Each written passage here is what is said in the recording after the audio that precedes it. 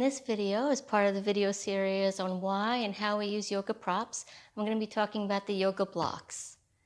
So basically we use them for support and to make postures more accessible without strain. Okay, so I'm just going to demonstrate some of these ways that we can use them. So one way we can use it is in a seated position, similar to a blanket, elevating the hips. It allows us to have a bit more of a neutral pelvis and a more elongated spine. Otherwise, we might be kind of collapsing. The knees might come up, and we feel like we really can't breathe or stay for very long without getting fatigued because we're fighting gravity. But elevating the hips can help give us a more supportive position. Another way they can support us is in bridge pose. So you could take bridge pose with the block underneath the hips, and you can either use it as a much more restorative position and just kind of let go and relax and let the block support you. Or you can actually press into the feet a little bit and just kind of actively lift away from it, but it just might make it a little bit easier to get up. Another way that we might use it is between the shoulder blades. This one's a little tricky, so if you try this and it's not comfortable for you, please let it go, skip it. But bringing it under the shoulders can give us a bit of a stretch in the upper back. So another way that we can use the blocks in standing poses is in essence to bring the floor closer to us. So say I'm taking a standing forward fold, and my hamstrings are just not really wanting to play along.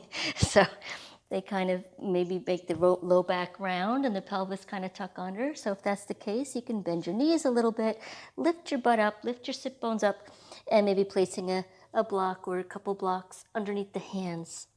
And that brings the floor a little closer to you. This is also true when we're taking lunge positions, by the way. If the floor is just a little bit far for us, taking the hands to the floor kind of makes us collapse a bit. Taking hands on blocks can be helpful. Otherwise, standing forward fold, and that's true in Uttanasana, where the feet are hips width apart. It's also true in the wide-legged forward fold, or in Parsvottanasana, where one leg is forward, one leg is back. It's also useful in poses like Ardha Chandrasana, half moon. So this is a balancing pose. It's a little bit more challenging. So Ardha Chandrasana, with the hands on blocks,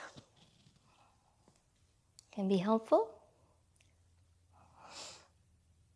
And even for Warrior 3. Okay, this is really good, by the way, for strengthening the low back and the hips, going up and down, and then holding Warrior 3. So again, sometimes having the hands on the floor just feels like a bit much. So you can take the hands on blocks. Or if you're trying to balance in a posture, sometimes that's a bit much, you could take the hands on blocks. And then one other way that we can use these is for integration and stability. So that would look something like this, perhaps, taking our block between the thighs for our Tadasana, mountain pose, and squeezing the block a little bit. You can even take it between the hands and squeeze and raise the arms, and that kind of integrates the shoulder.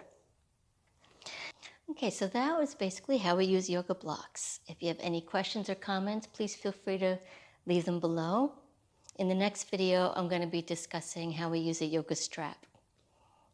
And if you are so inclined, please feel free to subscribe and like. That would be very much appreciated. Thank you so much. Have a wonderful day. Bye-bye. Namaste.